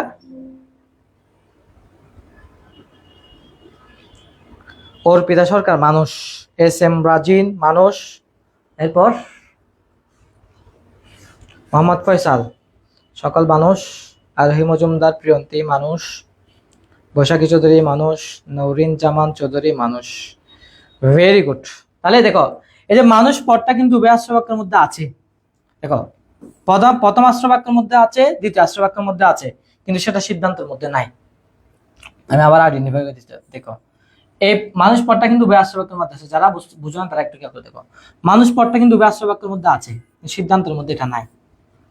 যে পদটা উভয় আশ্রয় বাক্যের মধ্যে থাকবে কিন্তু সিদ্ধান্তে থাকবে না সেটাকে আমরা বলবো মধ্যপদ। আবার বলতেছি, যে পদটা উভয় আশ্রয় বাক্যের মধ্যে থাকবে কিন্তু সিদ্ধান্তে থাকবে না। তাহলে মানুষ পদটা উভয় আশ্রয় বাক্যের মধ্যে আছে কিন্তু সিদ্ধান্তের মধ্যে নাই, তাহলে এটা অবশ্যই হচ্ছে কি পদ? মধ্যপদ। তাহলে মানুষ পদটা উভয় আশ্রয় বাক্যের মধ্যে আছে কিন্তু সিদ্ধান্তে নাই, এটাকে আমরা বলবো মধ্যপদ। তাহলে সহানুমানের প্রধান পদ হচ্ছে, এটার প্রতীক হচ্ছে পি, আর অপ্রধান প্রতীক হচ্ছে এস, আর মধ্যপদের প্রতীক হচ্ছে এম। কেমন রাখবা? প্রধান পদের প্রতীক পি, অপ্রধান পদের প্রতীক এস, মধ্যপদের প্রতীক এম। প্রধান পদ কোনটা? সিদ্ধান্তের বিধেয় পদ। সিদ্ধান্তের বিধেয় পদ হচ্ছে আমাদের জন্য প্রধান পদ। আর অপ্রধান পদ কোনটা? সিদ্ধান্তের উদ্দেশ্য পদ। এটা হচ্ছে অপ্রধান পদ। আর মধ্যপদ কোনটা? যেটা উভয় আশ্রয় বাক্যের মধ্যে আছে কিন্তু সিদ্ধান্তের মধ্যে নাই। এই যে মানুষটা উভয় আশ্রয় বাক্যের মধ্যে আছে কিন্তু সিদ্ধান্তের মধ্যে নাই, এটা হচ্ছে মধ্যপদ। এখন কেউ যদি না বুঝে থাকো অবশ্যই আমাকে জানা, স্যার আমি এই জিনিসটা বুঝি নাই। আর যদি বুঝে থাকলে কমেন্টে একটু বলো, স্যার আমরা বুঝেছি। তন্নিদে মানুষ, নুসরাত জাহান মানুষ, রাফিয়া পাঠান মানুষ, ভেরি গুড। সবাইকে ভেরি গুড রেসপন্স করার জন্য। তাহলে আমরা সহানুমানে 3টি পদ সম্পর্কে জানছি। একটা হচ্ছে প্রধান পদ, অপ্রধান পদ, মধ্যপদ। প্রধান পদ কোনটা? সিদ্ধান্তের বিধেয় পদ। অপ্রধান পদ কোনটা? সিদ্ধান্তের উদ্দেশ্য পদ। আর মধ্যপদ কোনটা? যেটা উভয় আশ্রয় বাক্যের মধ্যে আছে সিদ্ধান্তের মধ্যে নাই। এতটুকু। এখন আমরা আসি, আর কেউ যদি কোনো কোয়েশ্চেন করে অবশ্যই করতে পারবে। এখন আমরা আসি 4 নাম্বার ঘটনায়, 3 নম্বর ঘটনায়। সহানুমানের প্রধান পদ এবং অপ্রধান পদের অবস্থার ভিত্তিতে সহানুমানে আশ্রয় বাক্যগুলো নামকরণ করা হয়। দেখো, অর্থাৎ সহানুমানে 2টি আশ্রয় বাক্য থাকবে, একটাকে বলা হয় প্রধান আশ্রয় বাক্য আর একটাকে বলা হয় অপ্রধান আশ্রয় বাক্য। দেখো, বছর সহানুমানের প্রধান পদ এবং এই প্রধান আশ্রয় বাক্য এবং অপ্রধান আশ্রয় বাক্য এগুলো নামকরণ করা হবে প্রধান পদ এবং অপ্রধান পদের ভিত্তিতে। এখন দেখো, প্রধান পদ কোনটা? প্রধান পদ হচ্ছে যে আশ্রয় বাক্য, প্রধান পদটি যে আশ্রয় বাক্য থাকে, প্রধান পদটি যে আশ্রয় বাক্য থাকবে সেটা হচ্ছে প্রধান আশ্রয় বাক্য, আর অপ্রধান পদটি যে আশ্রয় বাক্য থাকবে সেটা হচ্ছে অপ্রধান আশ্রয় বাক্য। এখন তোমাদের কাজ হচ্ছে এই উদাহরণ থেকে প্রথমে আমাকে বলো এখানে কোনটা প্রধান পদ কোনটা অপ্রধান পদ, এই উদাহরণ থেকে বলো, এটা বলো, দ্রুত বলো। এই উদাহরণ থেকে আমাকে প্রধান পদ এবং অপ্রধান পদ আইডেন্টিফাই করে দাও। মনে করো এটা প্রধান পদ আর এটা হচ্ছে অপ্রধান পদ, এটা দ্রুত লিখে দাও। আমার কোয়েশ্চেনটা একটু বোঝার চেষ্টা করবা, মানে এই উদাহরণের মধ্যে কোনটা প্রধান পদটা লিখে দিতে হবে। আগে রহিম যদি প্রধান পদ হয় প্রধান পদ, আর জীব প্রধান পদ হলে প্রধান পদ, এটা একটু লিখে দাও, দ্রুত লিখে দাও।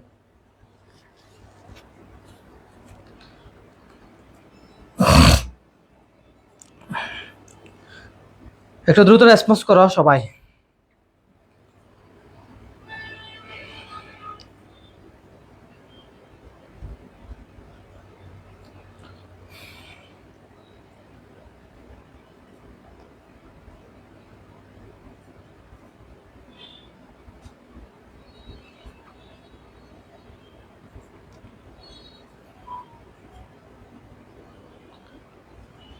তাহলে তোমাদের কাজ হচ্ছে, আমি আবারও বলতেছি, এই যে এখান থেকে আইডেন্টিফাই করবা যে কোনটা প্রধান পদ আর কোনটা অপ্রধান পদ।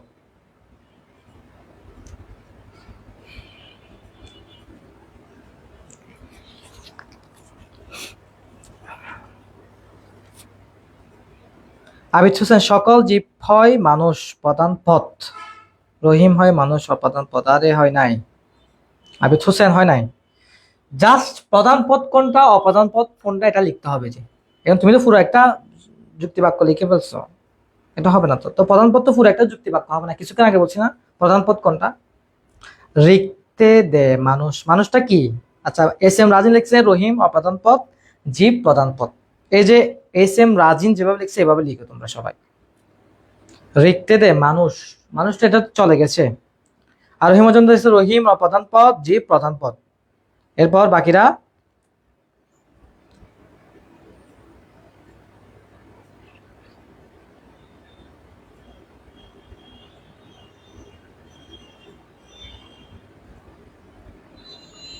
একটু দ্রুত বলো।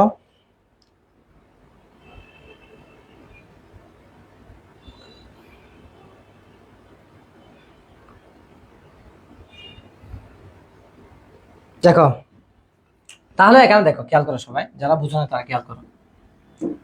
তাহলে এই জীব হচ্ছে আমাদের প্রধান পদ, এটা হচ্ছে প্রধান পদ, আর রহিম হচ্ছে আমাদের কি? অপ্রধান পদ, এটা হচ্ছে অপ্রধান পদ।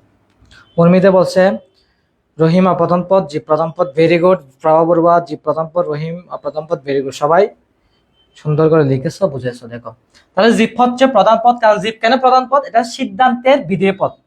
সিদ্ধান্তে যেটা বিধেয় পদ থাকবে এটাকে আমরা বলবো প্রধান পদ। সিদ্ধান্তে যেটা উদ্দেশ্য পদ থাকবে এটাকে বলবো অপ্রধান পদ।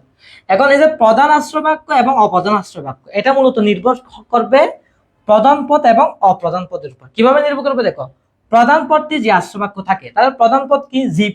জীব কোন আশ্রয় বাক্য আছে? এখানে আছে, তাহলে এটা হচ্ছে প্রধান আশ্রয় বাক্য। কারণ কেন প্রধান আশ্রয় বাক্য? কারণ এখানে প্রধান পদটি আছে। দেখো, তন্নিদে সকল মানুষ জীব প্রধান পদ রহিম মানুষ, এটা হয় নাই। তন্নিদে এটা হয় নাই। ওর বিশেষকার জীব প্রধান পদ, রহিম অপ্রধান পদ। রাফিয়া ফারহিন জীব প্রধান পদ, রহিম ভেরি গুড। তন্নিদে তোমারটা একটু হয় না, একটু মডিফাই করো এটা। দেখো, তাহলে এই জীবটা কোন আশ্রবাক্য আছে, এটাতে আছে, সেটা এটার নাম হচ্ছে প্রধান আশ্রবাক্য। কারণ প্রধান পদটি যে আশ্রবাক্য থাকবে সেটা হচ্ছে প্রধান আশ্রবাক্য। আর অপ্রধান আশ্রবাক্য কোনটা? অপ্রধান পদটি যে আশ্রবাক্যের মধ্যে থাকবে। তাহলে অপ্রধান পদ কি? রহিম। রহিম কোথায় আছে? এই যে এখানে আছে, তাহলে এটার নাম হচ্ছে কি? অপ্রধান আশ্রবাক্য।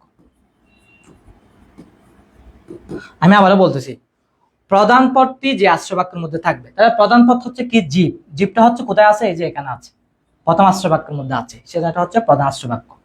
তারপর অপ্রধান পদ কোনটা? রহিম। রহিমটা কোথায় আছে? এই যে আশ্রবাক্যের মধ্যে আছে, সেটা হচ্ছে অপ্রধান আশ্রবাক্য। এটা হচ্ছে কথা। আর যদি তাও যদি না বুঝে থাকো আমাকে বলো, আমি ইনশাআল্লাহ বুঝাই দিব। তাহলে প্রধান পদটি যে আশ্রবাক্যের মধ্যে থাকবে সেটা প্রধান আশ্রবাক্য, আর অপ্রধান পদটি যে আশ্রবাক্যের মধ্যে থাকবে সেটা হচ্ছে অপ্রধান আশ্রবাক্য। এতটুকু। তাহলে সহানুমানের গঠন হচ্ছে মূলত এতটুকু। তাহলে সহানুমানের গঠনের প্রথম শিখছি আমরা সহানুমানের 3টি যুক্তি বাক্য থাকবে। দ্বিতীয় শিখছি সহানুমানের 3টি পদ থাকবে, প্রধান পদ, অপ্রধান পদ, মধ্যপদ। তৃতীয় শিখছি সহানুমানের 2টি আশ্রবাক্য থাকবে, তার মধ্যে একটা হচ্ছে প্রধান আশ্রবাক্য আর একটা হচ্ছে অপ্রধান আশ্রবাক্য। যদি সংক্ষেপে বলতে চাই একদম এরকম, প্রথমত হচ্ছে এই যে প্রধান পদ, যেটাকে আমরা বলবো পি, অপ্রধান পদ যেটাকে আমরা বলবো এস, আর একটা থাকবে মধ্যপদ যেটাকে আমরা বলবো এম। এই বিষয়গুলো আমরা রাখবো। প্রধান পদকে বলবো আমরা পি, অপ্রধান পদকে বলবো এস, আর মধ্যপদকে বলবো কি? এম। আর প্রধান পদটা যেটার মধ্যে থাকবে সেটা হচ্ছে প্রধান আশ্রবাক্য, আর অপ্রধান পদটা যেখানে থাকবে সেটা হচ্ছে অপ্রধান আশ্রবাক্য। এতটুকু। আবিদ বলছে জীব প্রধান পদ, অপ্রধান পদ রহিম। বুঝি স্যার, এখন একটু কনফিউজ হয়ে গেছিলাম। আচ্ছা, এটা বুঝছো কিনা বলো আবিদ হোসেন, যদি না বুঝে থাকো তাহলে আমি বুঝাই দিব, দ্রুত বলো। প্রধান পদ হচ্ছে যেটা সিদ্ধান্তের বিধেয় পদ, আর অপ্রধান পদ হচ্ছে যেটা সিদ্ধান্তের উদ্দেশ্য পদ। একদম ক্লিয়ার। আর মধ্যপদ হচ্ছে যেটা উভয় আশ্রবাক্যের মধ্যে থাকবে, সিদ্ধান্তে থাকবে না। এখন আমরা আসি যেখান থেকে পরীক্ষায় বেশি কোয়েশ্চেন আসে, সেটা হচ্ছে কি? সহানুমানের নিয়ম। সহানুমানের কি নিয়ম? এখান থেকে মূলত পরীক্ষায় বেশি কোয়েশ্চেন আসে। এখান থেকে মূলত একটা কোয়েশ্চেন পাবা যে ঘ এবং ঘর জন্য একটা কোয়েশ্চেন, প্রতি বছর এখান থেকে একটা কোয়েশ্চেন আসে। আবিদ হোসেন বুঝেছেন, গুড, ভেরি গুড। রিক্তা দে আর একটু করে বুঝাই দেন স্যার। আচ্ছা ঠিক আছে, আর একটু করে বুঝাই দিচ্ছি। দেখো, সহানুমানে যেটা বিধেয় পদ থাকবে, সহানুমানে যেটা সিদ্ধান্তে, এটা হচ্ছে সিদ্ধান্ত, এটা হচ্ছে সিদ্ধান্ত, সিদ্ধান্তে যেটা বিধেয় পদ থাকবে এটা হচ্ছে বিধেয় পদ, এটা হচ্ছে প্রধান পদ। আর সহানুমানের সিদ্ধান্তে যেটা উদ্দেশ্য পদ থাকবে এটাকে আমরা বলবো অপ্রধান পদ। আবার বলতে, সহানুমানের সিদ্ধান্তে যেটা বিধেয় পদ সেটা হচ্ছে প্রধান পদ, সহানুমান যেটা সিদ্ধান্ত উদ্দেশ্য পদ সেটা হচ্ছে অপ্রধান পদ। আর মধ্যপদ কোনটা? মানুষ, যেটা উভয় আশ্রবাক্যের মধ্যে থাকবে, সিদ্ধান্তে থাকবে না, সেটা হচ্ছে মধ্যপদ। এতটুকু জানলে হবে আশা করি। প্রধান পদ হচ্ছে সিদ্ধান্তের বিধেয় পদ, অপ্রধান পদ হচ্ছে সিদ্ধান্তের উদ্দেশ্য পদ, মধ্যপদ হচ্ছে যেটা উভয় আশ্রবাক্যে থাকবে, সিদ্ধান্তে থাকবে না। এখন দেখো, যেখান থেকে পরীক্ষা কোয়েশ্চেন আসে ঘ এবং ঘর জন্য ইম্পর্টেন্ট আর কি, ঘ এবং ঘ নাম্বারের জন্য ইম্পর্টেন্ট। সহানুমান নিয়ম, এখান থেকে প্রতি বছর একটা কোয়েশ্চেন অবশ্যই অবশ্যই আসবে। তোমরা যারা ফার্স্ট ইয়ার আছো তাদের ফার্স্ট ইয়ার ফাইনাল পরীক্ষা এখান থেকে একটা কোয়েশ্চেন আসবে। যারা 2024 সালের পরীক্ষার্থী আছো তাদের এখান থেকে একটা কোয়েশ্চেন আসবে, প্রতি বছর এখান থেকে কোয়েশ্চেন আসে। এখন দেখো, প্রথম নিয়ম দেখো, সহানুমানে কেবলমাত্র 3টি যুক্তি বাক্য থাকবে, অর্থাৎ প্রত্যেক সহানুমানে যুক্তি বাক্য থাকবে শুধুমাত্র 3টা। মোহাম্মদ ফয়সাল বলতেছে কারেন্ট ছিল না স্যার, অনেক পড়া মিস করছি। আচ্ছা অসুবিধা নেই, এই লাইভ ক্লাসটা আমাদের গ্রুপে থাকবে, তুমি দেখে নিবা পরে। এখন দেখো, প্রথম নম্বর নিয়ম হচ্ছে সহানুমানে কেবলমাত্র 3টি যুক্তি বাক্য থাকবে। তাহলে দেখো এখানে এই যে এটা একটা যুক্তি বাক্য, এটা একটা যুক্তি বাক্য, এটা একটা যুক্তি বাক্য, এখানে 3টা যুক্তি বাক্য আছে। তাহলে প্রত্যেক সহানুমানে প্রথম নিয়ম, প্রত্যেক সহানুমানে 3টি যুক্তি বাক্য থাকবে। প্রথম নিয়মটা সহজ আছে। দ্বিতীয় নিয়ম দেখো, সহানুমানে কেবলমাত্র 3টি পদ থাকবে, এর বেশিও না কমও না, অর্থাৎ 3টি পদের বেশিও থাকবে না কমও থাকবে না, অর্থাৎ এখানে থাকবে মূলত 3টি পদ। বেশিও থাকবে না, কমও থাকবে না। যদি সহনুমানের 3টি পদের পরিবর্তে 4টি থাকে, এক্ষেত্রে যেটা হবে সেটা হচ্ছে অনুপপত্তি। সেটাতে আমরা আসছি। এখন তোমাদের কাজ হচ্ছে, দেখো তোমাদের কাজ হচ্ছে মূলত এই যে এই উদাহরণের মধ্যে, এটা একটা তো সহনুমান, কারণ এখানে 2টা আশ্রয় বাক্য থেকে সিদ্ধান্তটা আসছে, এখানে 3টা যুক্তি বাক্য আছে। এখন আমাকে বলে এই উদাহরণের মধ্যে কয়টি পদ আছে, এখানে কি 3টি পদ আছে নাকি 4টি পদ আছে, একটু দ্রুত বলো। এই উদাহরণের মধ্যে পদের সংখ্যা কয়টা, 3টা পদ নাকি 4টি পদ নাকি 2টি পদ, একটু দ্রুত বলো তো।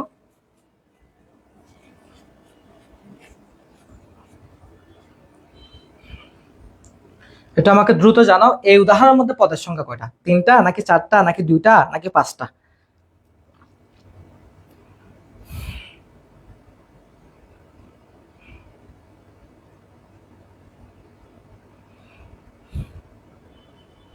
একটু দ্রুত বলো।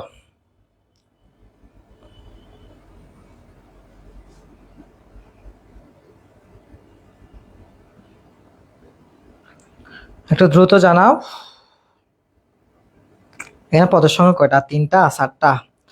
আচ্ছা, তমা বড়ুয়া 3টা, ভেরি গুড। অর্পিতা সরকার 3টা, নৌরিন জামান চৌধুরী 3টা, প্রভা বড়ুয়া 3টা, রিক্তা দে 3টা, এস এম রাজিব 3টা, আবিদ হুসাইন 3টা।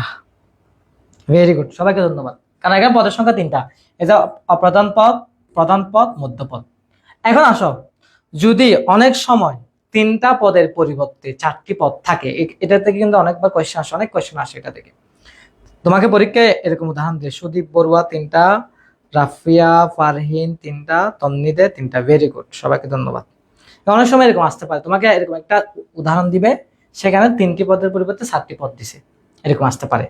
যদি 3টি পদের পরিবর্তে 4টি পদ দেয়, এক্ষেত্রে যেটা হবে সেটা হচ্ছে যুক্তিবিদ্যার ভাষায় বলে, অর্থাৎ যুক্তিবিদ্যার ক্ষেত্রে যুক্তিবিদ্যার যদি কোনো নিয়ম না মানে, কোনো নিয়ম যদি লঙ্ঘন করে, সেটাকে আমরা বলি ফলাসি অথবা অনুপপত্তি। যেটাকে আমরা কি বলি, অনুপপত্তি, অর্থাৎ যুক্তিবিদ্যার কোনো নিয়ম লঙ্ঘন করলে আর কি। যদি সহনুমান 3টি পদের পরিবর্তে 4টি পদ থাকে, এক্ষেত্রে অনুপপত্তি করে। সেটা কিরকম দেখো, বলছে দ্বিতীয় নিয়ম লঙ্ঘন জনিত অনুপপত্তি। অনুপপত্তি মানে নিয়ম লঙ্ঘন করা, নিয়ম যদি লঙ্ঘন করে তাহলে অনুপপত্তি ঘটে। এখন দেখো, দ্বিতীয় নিয়মটা যদি লঙ্ঘন করে, মানে যদি 3টি পদের পরিবর্তে 4টি পদ থাকে, এক্ষেত্রে এখানে যেটা হয় সেটা হচ্ছে চতুষ্পদী অনুপপত্তি। যদি কোনো সহনুমানে 3টি পদের পরিবর্তে 4টি পদ থাকে, অর্থাৎ আমরা জানি সহনুমানে 3টি পদ থাকবে। মনে করো আমাকে এমন একটা উদাহরণ দিছে যেখানে 3টির পরিবর্তে কয়টি পদ আছে, 4টি পদ আছে, সেক্ষেত্রে যে অনুপপত্তিটা ঘটে সেটাকে আমরা বলবো চতুষ্পদী অনুপপত্তি। তাহলে আবারও বলতেছি, আরিফা জান্নাত সাবিহা বলছে 3টা। কেমনে 3টা হবে, এটা তো বলছি কিছুক্ষণ আগে কেমনে 3টা হবে। এখন দেখো, যদি 3টা পদের পরিবর্তে 4টি পদ থাকে, সেটাকে আমরা বলবো কি, চতুষ্পদী অনুপপত্তি। দেখো এখানে একটা উদাহরণ আমরা দেখতে পাচ্ছি, মুরগি হয় এমন প্রাণী যা কেঁচো খায়, মানুষ হয় এমন প্রাণী যা মুরগি খায়, সুতরাং মানুষ হয় এমন প্রাণী যা কেঁচো খায়। এখন তোমাদের কাজ হচ্ছে, এখানে পদ কটা বলো তো, এখানে কি 3টি পদ আছে নাকি 4টি পদ আছে, একটু দ্রুত আমাকে জানাও। যে এই উদাহরণের মধ্যে এখানে কি পদের সংখ্যা কি 3টি নাকি 4টি নাকি 5টি নাকি 2টি, একটু আমাকে জানাও দ্রুত, কমেন্টে একটু দ্রুত বলো।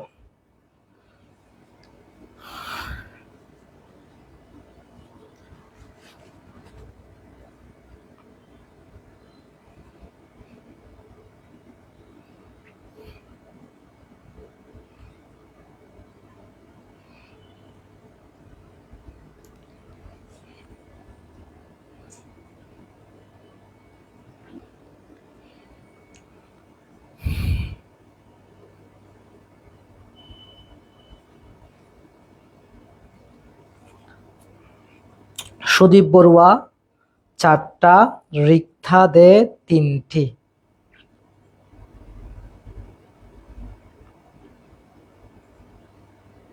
একটু দ্রুত জানাবে যে মুরগি হয় এমন প্রাণী যা কিছু খায়, এই উদাহরণের মধ্যে পদের সংখ্যা কয়টা, 3টা নাকি 4টা। আরিফা জান্নাত সাবিহা 4টা, রূপা আক্তার রুনি 4টা। বাকিরা একটু জানাও দ্রুত। আর হে মজুমদার প্রিয়ন্তী 4টি, এরপর বাকিরা বাকিরা একটু দ্রুত বলো, এখানে কি 3টি পদ নাকি 4টি পদ? এস এম রাজিন 3টি, আরোহী মজুমদার প্রিয়ন্তী 4টি, নওরিন জামান 4টা। আচ্ছা দেখো, আমরা পদগুলো একটু আইডেন্টিফাই করি, তখন বুঝতে পারবো এখানে কি 3টি নাকি 4টি পদ। দেখো, প্রথম হচ্ছে মানুষ, এটা একটা পদ। এমন প্রাণী যা কিছু খায়, এটা একটা পদ। তাহলে এটা হবে এস, এটা হবে কি পি, অথবা আমরা এটা করছি।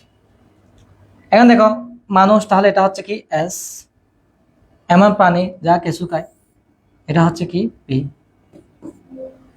আর মুরগি এখানে আছে, কিন্তু এখানে আরেকটা বিষয় আছে। দেখো,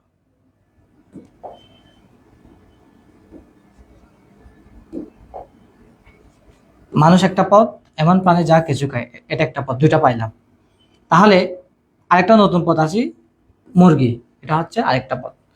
এমন প্রাণী যা মুরগি খায়, এটা হচ্ছে আরেকটা পদ। তো এখানে পদের সংখ্যা হচ্ছে 4টা। এটা হচ্ছে এস, এটা হচ্ছে পি। এখানে মধ্যপদ নাই। কেন মধ্যপদ নাই? দেখো, মুরগি এখানে জাস্ট আছে শুধু মুরগি, কিন্তু এখানে আছে এমন প্রাণী যা মুরগি খায়। তাহলে এটা মধ্যপদ শুধু এই উভয়াশ্র বাক্যের মধ্যে নাই।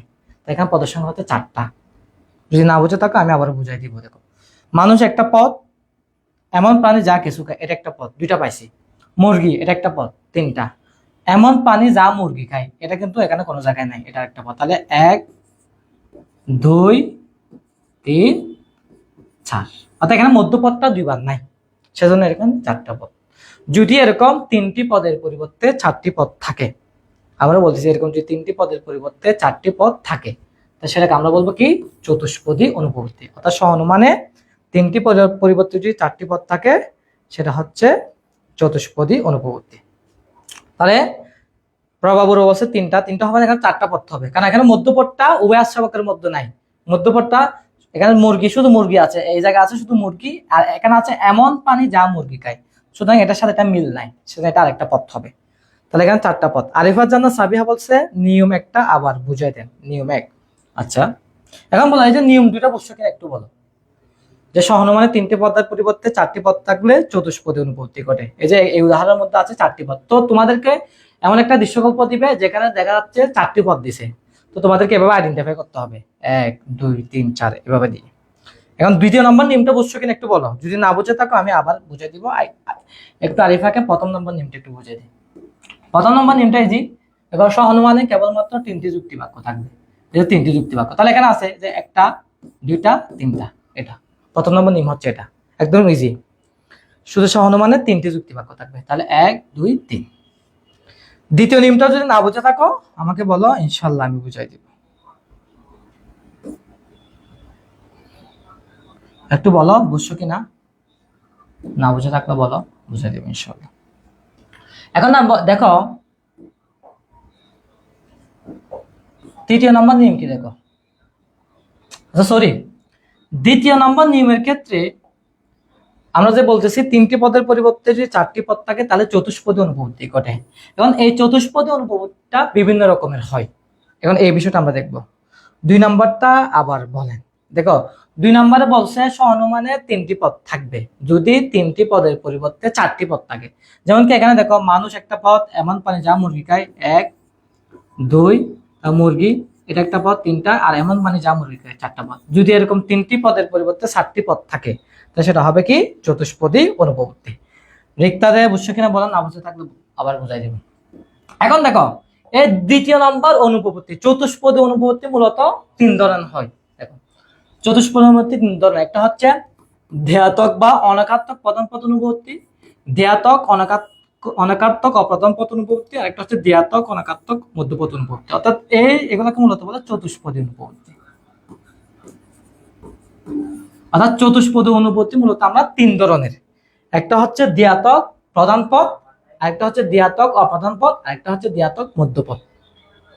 এখন আমরা আসি ধ্যাতক অনাকাত্মক প্রধান পদ অনুপবর্তী কিরকম হবে। দেখো, বলছে কোন সহানুমানে প্রধান পদটি আশ্রয় বাক্য একত্ব সিদ্ধান্ত ভিন্নত্ব প্রকাশ করলে তাকে সহানুমানে যে অনুপবর্তীটা ঘটে সেটাকে আমরা ধ্যাতক প্রধান পদ অনুপবর্তী। অর্থাৎ প্রধান পদটা মনে করো আশ্রয় বাক্যে এক অর্থে ব্যবহৃত হয়েছে, সিদ্ধান্তে আরেক অর্থে ব্যবহৃত হয়েছে। এই ক্ষেত্রে যে অনুপবর্তীটা হবে সেটাকে আমরা বলবো দ্বিয়াত্মক অনাকাত্মক প্রধান পদ অনুপবর্তী। এখানে আমরা একটা উদাহরণ দেখতে পাচ্ছি, শশী হয় চন্দ্র, ইন্দু নয় শশী, ইন্দু নয় চন্দ্র। এখানে আমাকে বলো এই উদাহরণের মধ্যে প্রধান পদ কোনটা, এটা একটু আইডেন্টিফাই করে আমাকে একটু বলো দ্রুত। একটু দ্রুত বলো, মানে এই উদাহরণের মধ্যে প্রধান পদ কোনটা, একটু দ্রুত বলো।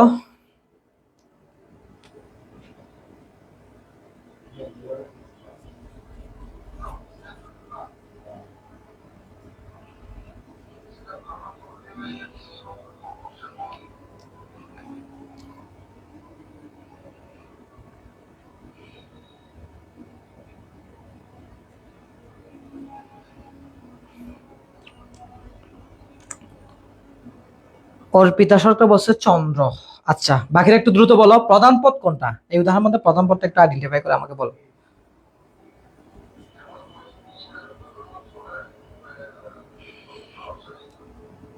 প্রায় 18 জন জয়েন হয়েছ, একটু দ্রুত রেসপন্স করো সবাই। আবিদ হোসেন চন্দ্র, বাকিরা একটু দ্রুত বলো। চন্দ্রিমা বিশ্বাস চন্দ্র, এস এম রাজিন চন্দ্র, এনিনাথ চন্দ্র, প্রভা বড়ুয়া চন্দ্র, ভেরি গুড। তাহলে এখানে প্রধান পদ হচ্ছে দেখো চন্দ্র, তাহলে এখানে প্রধান পদ কোনটা, চন্দ্র, এটা প্রধান পদ হচ্ছে চন্দ্র। এখন আমাকে বলতেছে দ্বিয়াত্মক অনাকাত্মক প্রধান পদ অনুপবর্তী কিরকম, প্রধান পদটি যদি আশ্রয় বাক্যে এক অর্থে সিদ্ধান্তে ভিন্ন অর্থ প্রকাশ করে। এখন আমরা আসি, এই চন্দ্র পদটা কোথায় আছে, এই যে এখানে আছে, আশ্রয় বাক্যে আছে না, তাই এবার শশী হয় চন্দ্র। তাহলে এই যে চন্দ্র, দেখো এখানে চন্দ্র, শশী মানে চাঁদ, এখানে চন্দ্র শশী এখানে চাঁদ অর্থে ব্যবহৃত হয়েছে, অর্থাৎ এটা ব্যবহৃত হয়েছে এখানে চাঁদ অর্থে। প্রধান পদটা প্রধান আশ্রয় বাক্যে ব্যবহৃত হচ্ছে কোন অর্থে, চাঁদ অর্থে। কিন্তু সিদ্ধান্তে ইন্দু নয় চন্দ্র, ইন্দু মানে ব্যক্তি, দেখো এখানে অস্বীকার করছে, ইন্দু নয় চন্দ্র, ইন্দু মানে চাঁদ নয়, মানে ইন্দুকে চাঁদ না বলে অস্বীকার করছে, এখানে ব্যক্তি অর্থে ব্যবহৃত হয়েছে। দেখো প্রধান পদটা আশ্রয় বাক্য হয়েছে চাঁদ অর্থে ব্যবহৃত, আর সিদ্ধান্ত হয়েছে কি অর্থে, ব্যক্তি অর্থে। এরকম যদি প্রধান পদটা আশ্রয় বাক্য এক অর্থে, সিদ্ধান্তে ভিন্ন অর্থ কি করে প্রকাশ করে, এই যে আশ্রয় বাক্যে এখানে চাঁদ অর্থে ব্যবহৃত হয়েছে, সিদ্ধান্তে ব্যক্তি অর্থে ব্যবহৃত হয়েছে, তা সেটা হবে দ্বিয়াত্মক প্রধান পদ অনুপবর্তী। আরিফা চান্দ সাবিয়া বলছে প্রধান পদ কেমনে বুঝবো, আচ্ছা এটা তুমি হয়তো আমাদের ক্লাস করো নাই, সেজন্য প্রধান পদ মানে হচ্ছে সিদ্ধান্ত যেটা বিধেয় পদ থাকবে। দেখো সুতরাং দিয়ে যেটা থাকবে সেটা হচ্ছে সিদ্ধান্ত, এই সিদ্ধান্ত যেটা বিধেয় পদ থাকবে, বিধেয় পদ মানে এই যে নয়ের পর যেটা আছে এটা হচ্ছে বিধেয় পদ, এই যে চন্দ্র, এই বিধেয় পদকে মূলত আমরা প্রধান পদ বলবো। সিদ্ধান্ত যেটা বিধেয় পদ থাকবে, যে এটা হচ্ছে সিদ্ধান্ত, সিদ্ধান্তের বিধেয় পদ হচ্ছে চন্দ্র, এটা হচ্ছে আমাদের প্রধান পদ। তাহলে দেখো, তাহলে চন্দ্রটা আশ্রয় বাক্যে ব্যবহৃত হয়েছে চাঁদ অর্থে, আর সিদ্ধান্ত ব্যবহৃত হয়েছে কি অর্থে, ব্যক্তি অর্থে। এরকম যে প্রধান পদটা যদি আশ্রয় বাক্যে করতে সিদ্ধান্তে ভিন্ন অর্থ প্রকাশ করে, তাহলে সেটাকে আমরা বলবো কি দ্বিয়াত্মক প্রধান পদ অনুপবর্তী। বুঝছো কিনা বলো। কারো যদি কোনো কোয়েশ্চেন থাকে অবশ্যই কমেন্টে বলবো, আমরা ইনশাল্লাহ বুঝাই দিব। এখন দেখো দ্বিয়াত্মক অনাকাত্মক প্রধান পদ অপ্রধান পদ অনুপবর্তী, এটা কিরকম, যদি অপ্রধান পদটা আশ্রয় বাক্যে একত্রে সিদ্ধান্ত ভিন্ন অর্থ প্রকাশ করে, প্রধান পদটা যদি এক অর্থ প্রকাশ করে আশ্রয় বাক্যে এবং সিদ্ধান্ত আরেক অর্থ প্রকাশ করে, সেটা হচ্ছে প্রধান পদ অনুপবর্তী।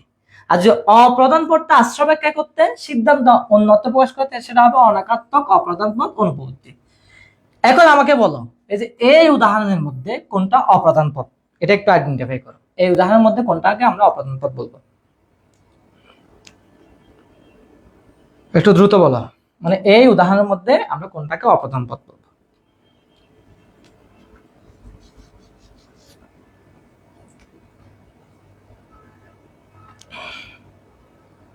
একটু দ্রুত বলো। ওর কোশ্চেন বলছে এক্সিলেন্ট, কি এক্সিলেন্ট ওর কোশ্চেন,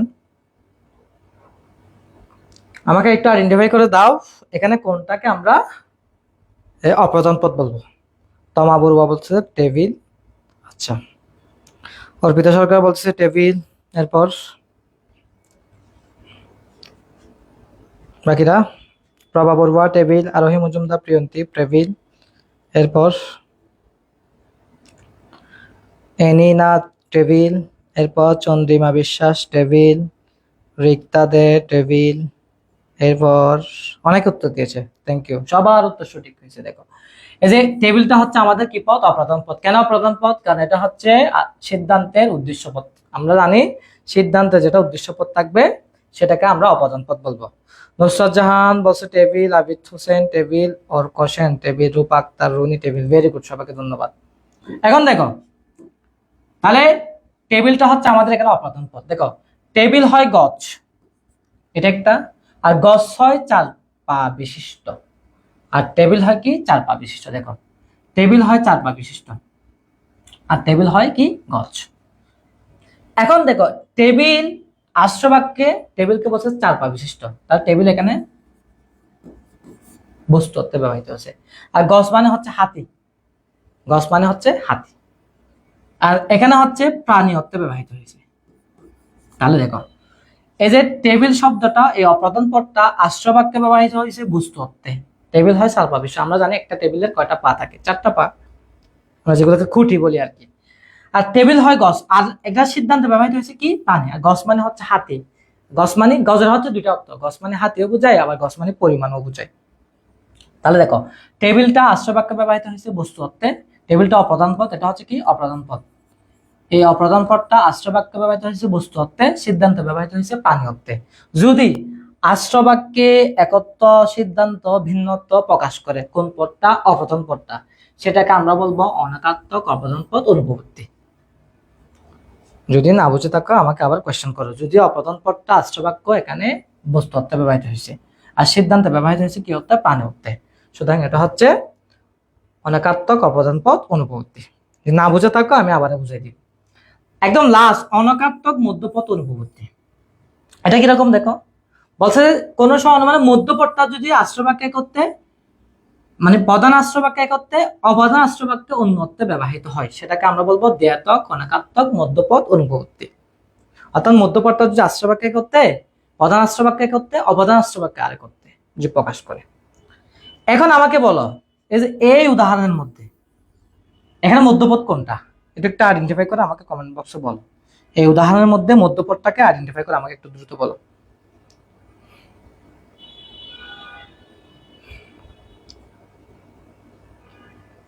মধ্যপদটা একটু আইডেন্টিফাই করে দাও।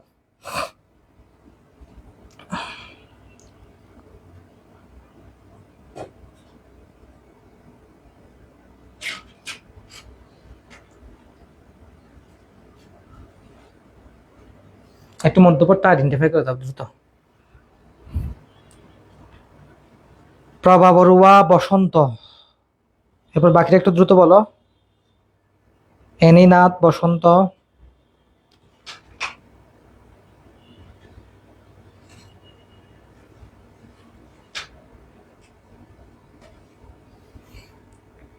আরোহী মজুমদার প্রিয়ন্তী বসন্ত, অর্পিতা সরকার বসন্ত। এরপর বাকিরা একটু দ্রুত বলো।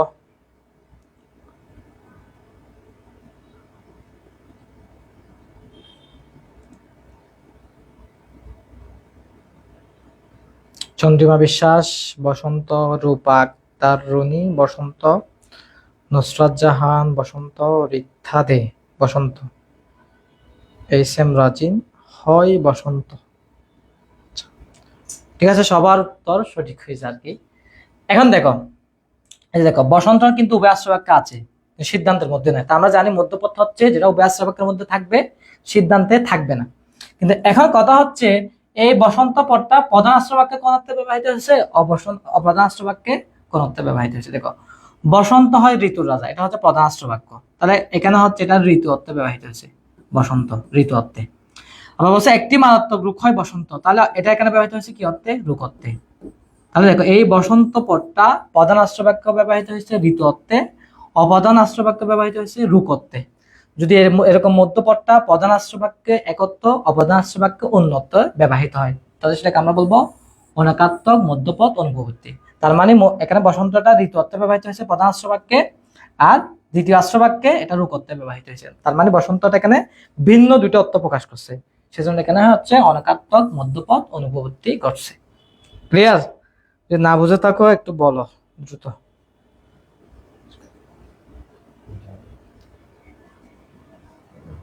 শেষ করে দিব? হ্যাঁ, আরো অনেক আছে। আমরা প্রায় 10 মিনিট। তাহলে দেখো, বসন্ত হয় ঋতু রাজা, এখানে ঋতু অর্থে ব্যবহৃত হয়েছে একটি মাত্র, রুক্ষ বসন্ত এটা রূপ করতে ব্যবহৃত হয়েছে। তার মানে এখানে মধ্যপদটা প্রধানাশ্র বাক্যে করতে অপ্রধানাশ্র বাক্যে অন্যত্ব প্রকাশ করছে। সেজন্য এটা হচ্ছে অনখাত্মক মধ্যপদ অনুপপত্তি। Clear sir? ওকে, এরপর আমরা আসি তৃতীয় নাম্বার নিয়মে। তৃতীয় নম্বর নিয়ম বলছে, দেখো, সহানুমানে মধ্যপদকে কমপক্ষে একবার ব্যপ্য হতে হবে। অর্থাৎ সহানুমানে যেটা মধ্যপদ থাকবে সেটা কমপক্ষে কয়বার ব্যপ্য হবে? একবার। তাহলে দেখো, যদি সহানুমানে এই নিয়মটা অমান্য করে, মানে মধ্যপদ যদি কমপক্ষে একবার ব্যপ্য না হয়, তাহলে যে অনুপপত্তিটা করবে সেটা হচ্ছে অব্যপ্য মধ্যপদ অনুপপত্তি। অর্থাৎ সহানুমানে মধ্যপদ যদি একবার ব্যপ্য না হয়, তাহলে যে অনুপপত্তিটা ঘটবে সেটাকে আমরা বলবো অব্যপ্য মধ্যপদ অনুপপত্তি। এখন দেখো, এই যে এই উদাহরণের মধ্যে কোনটা মধ্যপদ, একটু দ্রুত বলো তো। এই উদাহরণের মধ্যে কোনটাকে আমরা মধ্যপদ বলবো? একটু দ্রুত বলো।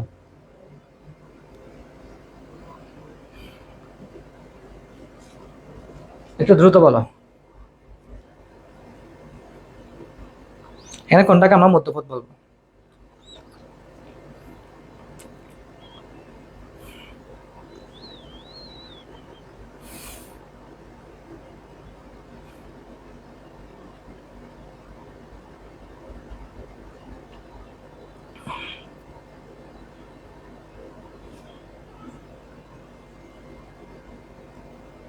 একটু দ্রুত জানাও, এখানে এই যে উদাহরণের মধ্যে কোনটাকে আমরা মধ্যপদ বলবো?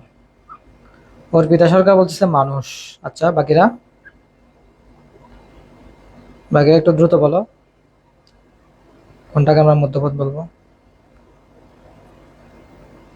প্রভা বড়ুয়া মানুষ, তারপরে SM রাজিন মানুষ বলতেছে। এরপর বাকিরা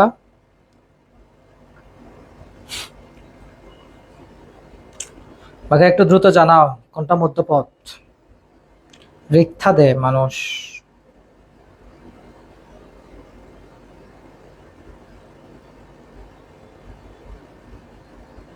আবিদ হুসাইন মানুষ, নুসরত জাহান বলছে মানুষ, রাফিয়া ফারহিন বলছে মানুষ, রূপা আক্তার রুনি মানুষ, আরিফুল ইসলাম মানুষ। ওকে, সবার উত্তর সঠিক হয়েছে। তাহলে দেখো, তাহলে এখানে মধ্যপদ হচ্ছে কি? মানুষ। আমাকে বলছে এই মধ্যপদকে কমপক্ষে একবার ব্যপ্য হতে হবে। নিয়মে বলছে যে এই মধ্যপদ, অর্থাৎ এই মধ্যপদটা আমরা জানি মধ্যপদটা তো দুইটা আশ্রয় বাক্যের মধ্যে থাকে। চন্দ্রিমা বিশ্বাস বলতেছে মানুষ, বৈশাখী চৌধুরী বলতেছে মানুষ। Very good. এই মধ্যপদকে কমপক্ষে একবার ব্যপ্য হতে হবে, একবার।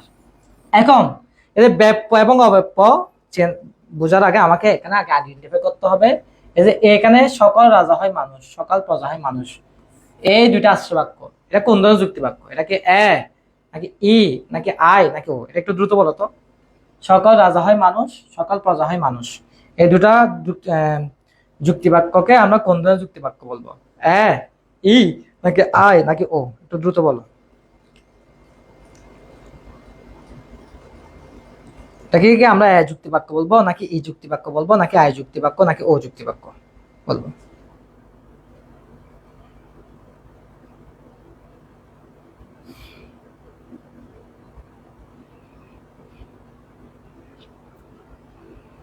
একটু দ্রুত বলো।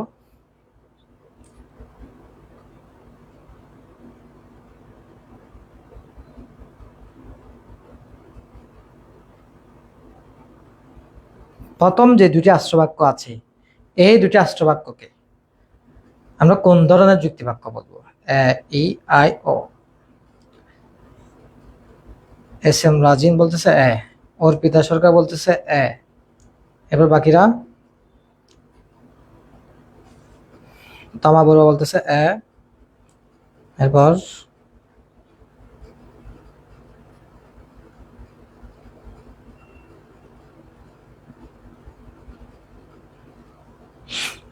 রাফিয়া ফারহিন বলতেছে রিক্তা দে আরিফ ইসলাম রিক্তা দে এরপর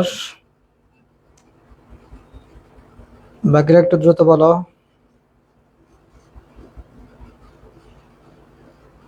ওকে, তাহলে এটা যুক্তি বাক্য। কেন যুক্তি বাক্য? দেখো এখানে সকল আছে প্লাস কি আছে, হয় আছে। আমরা জানি যেখানে সকল থাকবে আর হয় থাকবে সেটা হচ্ছে কি যুক্তি বাক্য, যুক্তি বাক্য। এখন আমাকে বলো, এই যে যুক্তি বাক্যের মধ্যে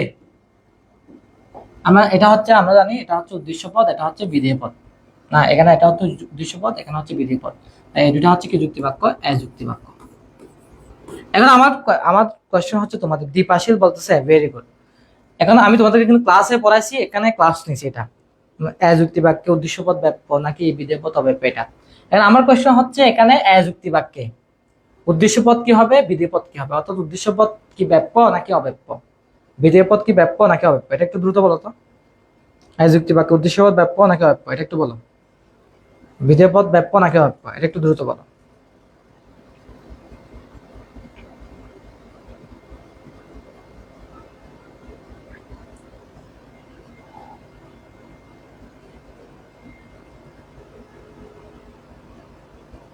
অর্থাৎ যুক্তি বাক্যকে উদ্দেশ্য পদকে আমরা কি ব্যাপ্য বলবো নাকি অব্যপ্য বলবো, বিধেয় পদকে কি ব্যাপ্য বলবো নাকি অব্যপ্য বলবো, এটা একটু বলো।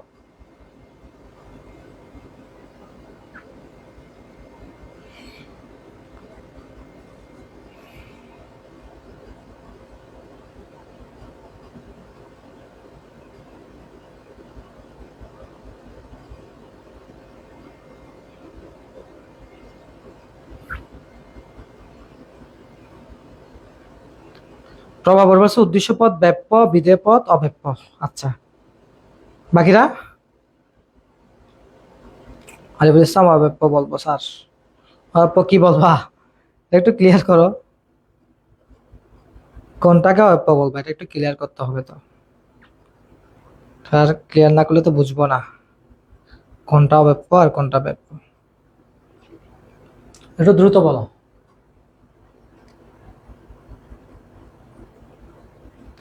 অর্পিতা সরকার বলতেছে উদ্দেশ্য পদ ব্যাপ্য, বিধেয় পদ অব্যপ্য। রাজা উদ্দেশ্য পদ ব্যাপ্য, মানুষ অব্যপ্য। আচ্ছা, ভেরি গুড। দেখো যুক্তি বাক্যে, দেখো যুক্তি বাক্যে উদ্দেশ্য পদ, যুক্তি বাক্যে উদ্দেশ্য পদ হচ্ছে ব্যাপ্য।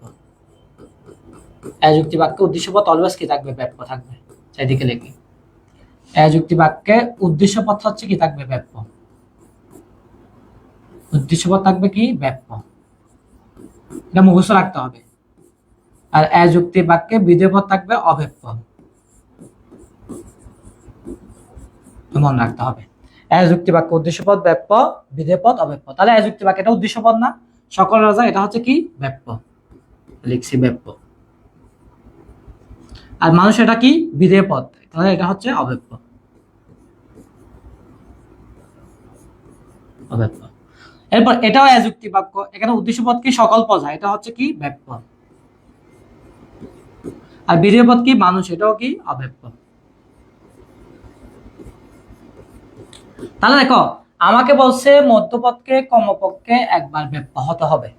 তাহলে তোমরা আমাকে এখন বলো, এখানে তোমরা বলছো মধ্যপদ মানুষ, এখন মানুষ পদটাকে একবার ব্যাপ্য হয়েছে নাকি হয়নি, এটা একটু বলো তো দ্রুত।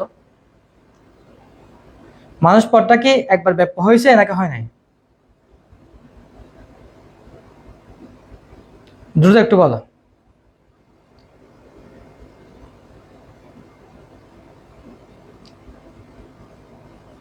অর্থাৎ মানুষ পদটা কি একবার ব্যাপ্য হয়েছে নাকি অব্যপ্য, মানে আমার বলছে অনুমানে মধ্যপদকে কমপক্ষে একবার ব্যাপ্য হতে হবে। তাহলে মধ্যপদ কি মানুষ, এখন মানুষ পদটাকে একবার ব্যাপ্য হয়েছে নাকি হয় নাই, নাকি দুবারই অব্যপ্য, একটু দ্রুত বলো।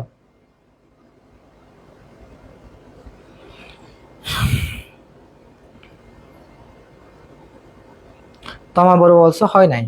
আচ্ছা, বাকিরা? প্রভা বলে মানুষ পদটা একবার ব্যাপ্য হয়েছে স্যার। চা প্রভা বলবা বলছে একবার হয়েছে, রাফিয়া ফাহিম বলছে হয় নাই। এরপর রাজিন হয় নাই, অর্পিতা সরকার হয় নাই, নুসরাত জাহান হয় নাই, বৈশাখী চৌধুরী বলতেছে হয় নাই। ওকে, দেখো প্রভা বড়ুয়া, দেখো যে মধ্যপদটা, এই দুটো হচ্ছে যুক্তি বাক্য না, সকল রাজা হয় মানুষ, এটা অযুক্তি বাক্য। সকল প্রজা হয় মানুষ, এটাও কি যুক্তি বাক্য? অযুক্তি বাক্য। তা আমরা জানি অযুক্তি বাক্য উদ্দেশ্য পদ অলওয়েজ ব্যাপ্য থাকে, মধ্যপদ অলওয়েজ কি থাকে? অব্যাপ্য থাকে। তার মানে দেখো এখানে মানুষটা অযুক্তি বাক্যের, এটা বিধেয় পদ, এটা এখানে অব্যাপ্য, এখানে মানুষটা বিধেয় পদ অযুক্তি বাক্যের, এটা অব্যাপ্য। সুতরাং এখানে মধ্যপদ একবার কি হয় না? ব্যাপ্য হয় না। যদি যদি দেখো যদি মধ্যপদটা একবার ব্যাপ্য না হয়, যদি এরকম দুইবারই ব্যাপ্য থাকে, অব্যাপ্য থাকে, সেক্ষেত্রে আমরা যেটাকে যে অনুপপত্তি বলবো সেটা হচ্ছে অব্যাপ্য মধ্যপদ অনুপপত্তি। অর্থাৎ তোমাকে পরীক্ষা একটা উদাহরণ দিবে, এরকম দেখা যাচ্ছে সেখানে দুইটা পদে মধ্যপদ দুই জায়গায় অব্যাপ্য, তখন তুমি বলবা এখানে অব্যাপ্য মধ্যপদ জনিত অনুপপত্তি ঘটছে।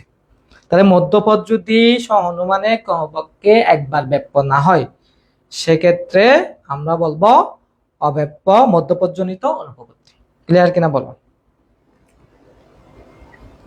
তো এতক্ষণ পর্যন্ত আমরা যা পড়লাম, অর্থাৎ আমরা তিনটা নিয়ম পড়ছি, এর ভিতরে কারো কোনো কোয়েশ্চেন আছে কিনা, এবং এই এতক্ষণ যা পড়ছে এগুলো ক্লিয়ার হয়েছে কিনা একটু দ্রুত বলো তো আমাকে কমেন্টে।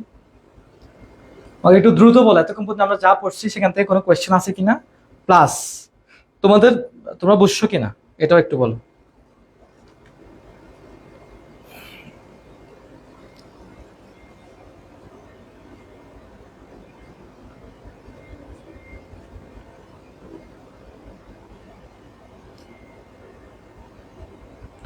সুদীপ বড় বলছে ক্লিয়ার, বাকিটা একটু ক্লিয়ার হয়েছে কিনা একটু দ্রুত বলো।